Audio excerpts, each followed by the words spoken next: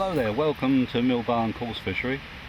I'm the governor of this place, and when I walk around the lakes I see people which aren't, just starting off fishing, and they seem to start off too heavy and doing things wrong, and I keep showing them, so I thought I'd make this quick video of just basics fishing. Alright, so we're going to start off on the wagler, and the easiest way, when I use the wagler, I use gripper stops, and it's a lot easier, and putting the shot either side, because the shot today, it seems to just fall off, because the old lead shot what they used to use is now like a tungsten, and it don't stay on very well and it falls off. So I've got these gripper stops here, which I'll show you how you use them, and they're on a piece of wire, and you just pull it and slide them on over the thing, and on they go onto your line, like so. When I get these floats which have got the clip on, and you hook it on, clip it back, and your float is on your line.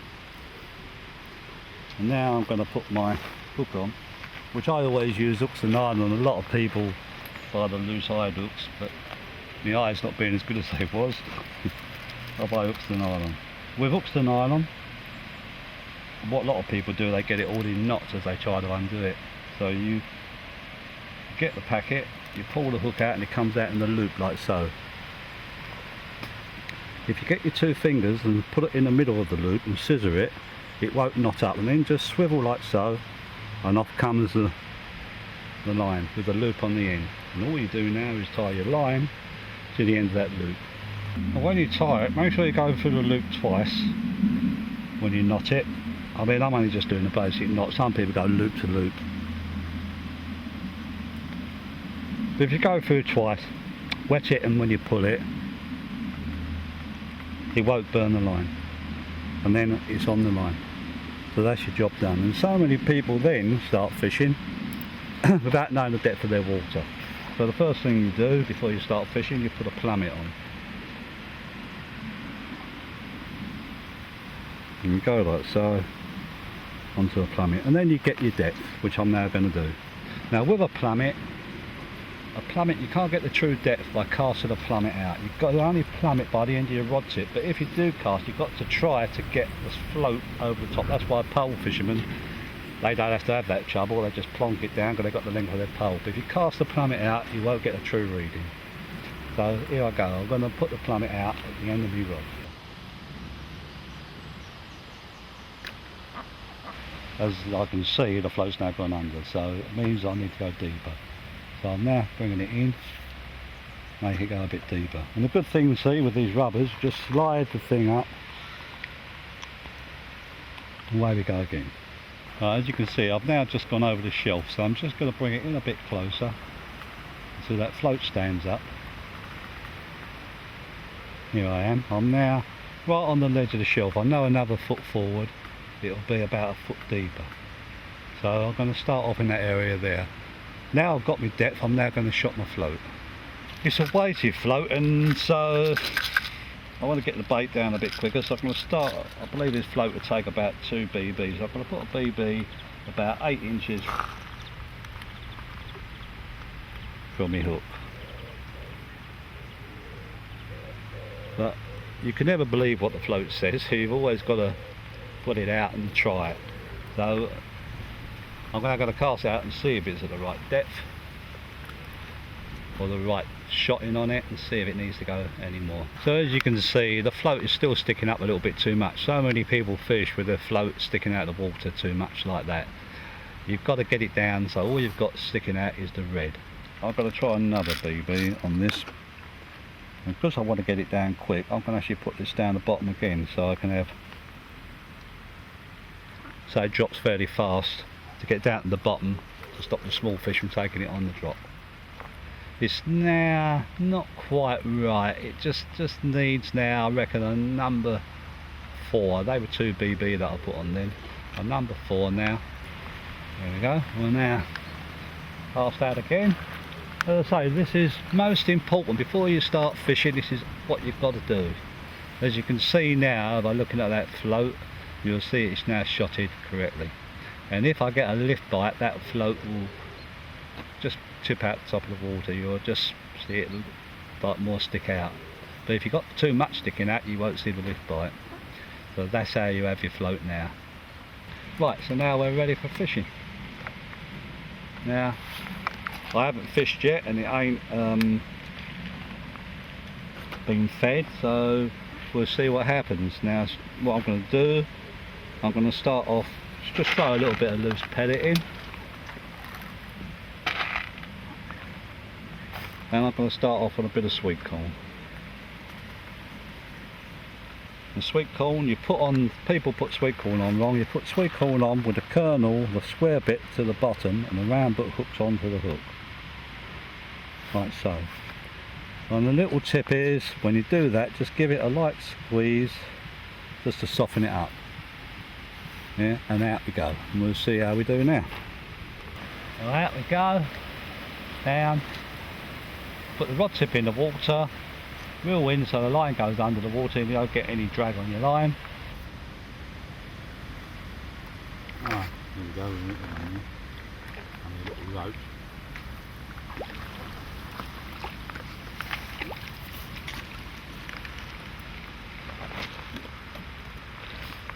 Here we go, first fish, a little roach. Well, that's only in like the first couple of minutes of fishing, but hopefully for something bigger. Here we go, we're into a better fish now. Well, I think it's a bream, this one. It feels like a bream. Oh, I could be wrong. This will be a landing net one. Yes, it's a bream. When you've been fishing a long while, you can tell what sort of fish you got on. There you go, nice bream. Now we've only been fishing now for 5 minutes, and we've now got a couple of roach and a nice bream.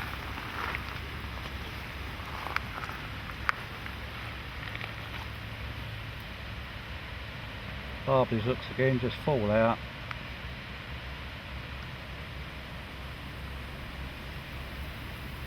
There you go, lovely bream. They've got soft mouths, the breams, so you have to be very careful when bringing them in. Just bring them in gently, don't reel them too fast. Bring it to the net, put your rod down, slide your net to the sea. Here's a nice bream.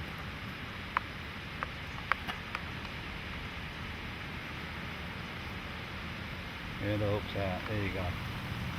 A nice 3 pound bream. About that, I should imagine. Well, there you go, we've only been fishing now for 7 minutes. And we've had 2 nice bream and some roach.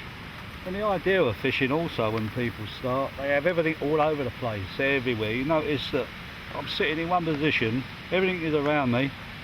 I'm not having to get up, get my landing net. I can land and do everything while I'm here. I haven't got to get up and move about, which is what the biggest mistakes that people do. They have everything all over the place, they don't know where anything is. Always have a discorder handy to hand and your forceps, and away you go. So we've caught a couple of fish on that particular method now. And what I'm going to do now, I'm going to go on to pump pellet, and I'm going to show you how to do the pellet. Right, you've seen me caught a few fish on the sweet corn. Now we're going to try the pump pellet, and I'm going to show you how to do that. You can buy these from the tackle shop, they're about £10 with the pump. And what you do, you get your pump pellet, the pellet that you buy. Just ask the tackle shop you want some pump pellet. You put a bit inside your container. You then fill it with water. Oh, a little bit of water like that. Like so. You put your lid on top. And you get your attraction. You've got to make sure it's dead flat. And you should use a hard surface, but I'm going to use my legs. You put your pump over the top of it. And there's a little button there, and when that button goes down, it means all the air squeeze out the thing. And what you got to do, what the idea of this is that you're pumping the air out the pellets, and then they swell up. And once you've done that, you have a look to see how they are. And what the idea of pellet, they've got to sink to the bottom. If they're floating, it still needs more pumping. So now release the air, and they should sink. If they haven't, I will put some. See, they've now sunk, but I'll give it a couple more pumps just to be on the safe side.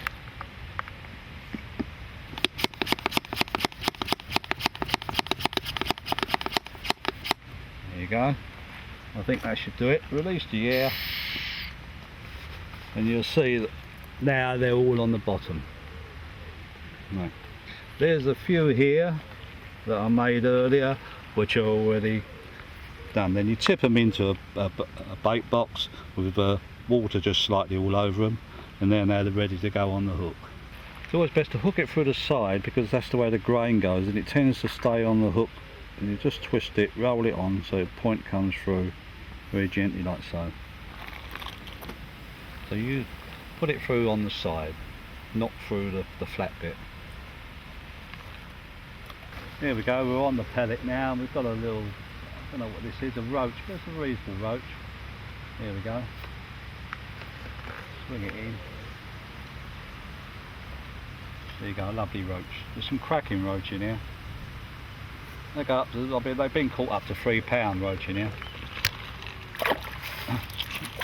But the thing is, this time of year you don't want to use maggots. Your best bait for the lakes over here in the summertime is sweet corn, hard pellet, pump pellet, bread and worm. If you use maggots, you'll be bitted out. As soon as it hits the water, you'll just catch a fish. Maggots come into their home here around about the end of September. Then maggots is a good bait. You'll catch all the fish on maggots like you do on these other baits now. Sweet corn goes off as the winter comes on. Pellet isn't too bad, but you find that the maggot really comes on in the summer, in the winter time, around about sort of the end of September.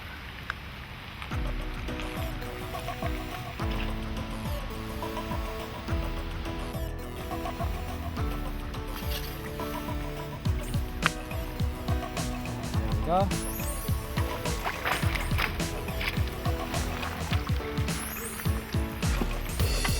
There we go, a lovely thing. Beautiful colour. Right, it's getting back into the water. Look at that, what a beautiful fish.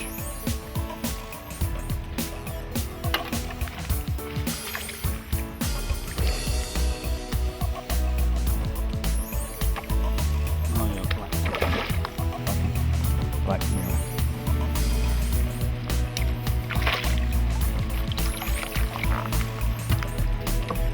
There you go, that's all the fish I've caught. Variety of fish on the float. We've had tench, roach, bream, carp, all on the wag. That's how easy it will net, provided you get your shotting right and everything that I showed you at the beginning. And now I'm going to go on to the method on a tip and show you how to set that up. Now when you use the method, we'll mix the method up first before I just show you the terminal tackle on the end there. You need a disc bucket. So many people, when they use the method, they use a little thing like this or whatever. If you want a bucket, you can drop your feeder in, pick it up, and you know you can mix it properly in this also, which I'll show you now. So you get your bag of method mix, and you put it in your bucket, plenty of room. There you go. I won't mix too much up as a just showing you. Right, and then you get another bucket, another little pot to get your water with.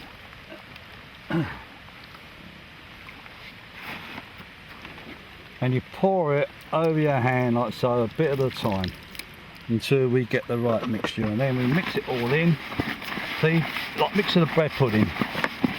Get it all off the edges, all the damp, and break all them small bits up. A lot of people put it through a riddle, but I don't bother with that. If I was in a competition I might do, but you know, to get rid of the big bits. But thought for showing you for demonstration, I won't bother with putting through the riddle, but this is for, because we're showing you for the average angler. And this is, as I say, you must have a decent bucket.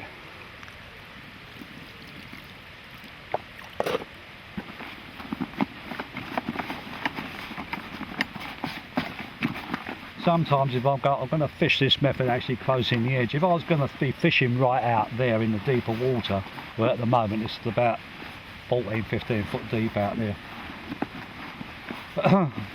If I just put this on, it could come, because it's going down in deep water, a lot of it would come off, so I could actually put an egg in it, and that actually stiffens it up and even makes it so it won't come off, and it'll stay on that bottom until the fish start picking it. But if you use them other feeders, method feeders, where you press them in, I think they're Preston feeders, that, you know, in deep water like this, it's alright on shallow water. In deep water it can come off on the way down, but you want it to be on the bottom. I'm squeezing it to see if that's fairly nice and stiff. I'll get it a bit more. Still not stiff enough. So you can always add water. Once you've got too much and you've got too much water in it, you've ruined it. So you can only, it's best to add a bit at a time so you get the mixture right. See, as I say, if you didn't have a big enough bucket, you couldn't do this. Here we go. I've put this on the line already, which is just a, you get different types of method feeder. This is one where you just put the line straight through. I then go through a bead because I don't want it sticking up the swivel, and then tie to a swivel. Now I'm going to put the hook length on there. I'm only going to use a 3-inch hook length, and you can buy hook lengths again to nylon, and I'll show you what to do. We're going to start off with a size. What size should I put on here? 16. We'll use a 14.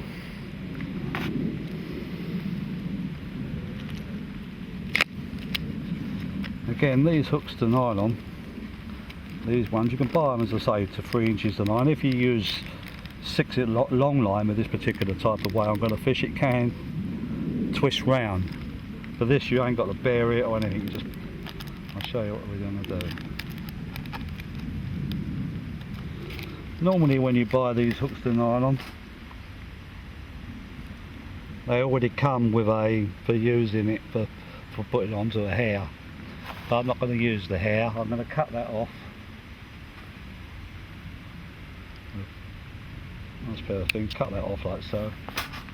Because if you've got that on, you can't put it on the way I'm going to do it. So all you do, you put the hook through the swivel, like so, and then put the hook through the loop. Then pull it and it tightens down. So there you go, so the hook is now on there, and that's, see, nice, that's right next to where your feeder's going to be, so it's only 3 inches long. You can drop your feeder straight in your bucket, but I'm going to put the bait on first. Let's do the sweet corn again.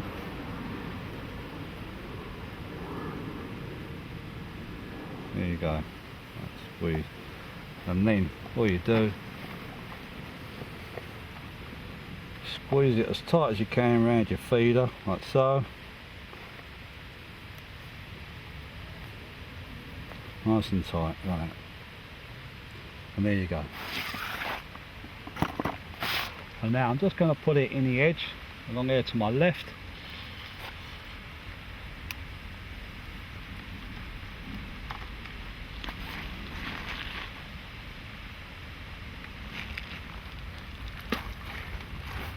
There you go, put it down here, put the rod, tighten up, put the rod down, tighten up to that bend slightly, and when you get a bite, the old tip will just swing straight round, we hope.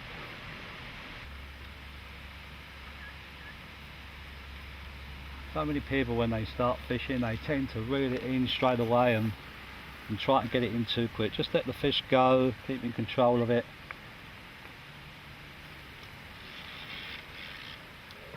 Oh my god, look at that. What a beauty, it's a beautiful crucian. Look at the size of that for a crucian. Oh, it is a carp, but it's a crucian carp. not many places got these. Look at that for protrusion. Lovely.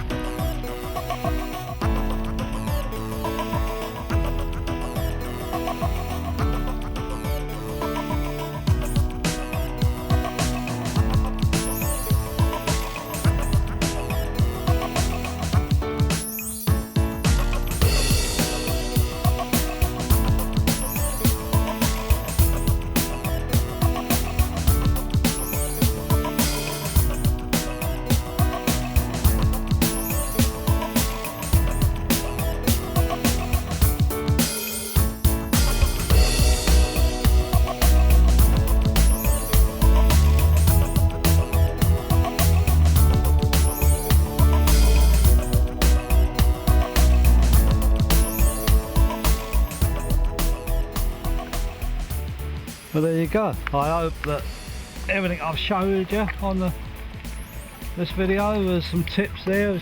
It's nothing special. It's all just so simple. All this links and swivels and all this is completely unnecessary. You can catch, well, you can just see what I've been doing, you know, with the simplest rigs, you know, and you'll catch more fish. And I hope to see you here soon. Thank you very much.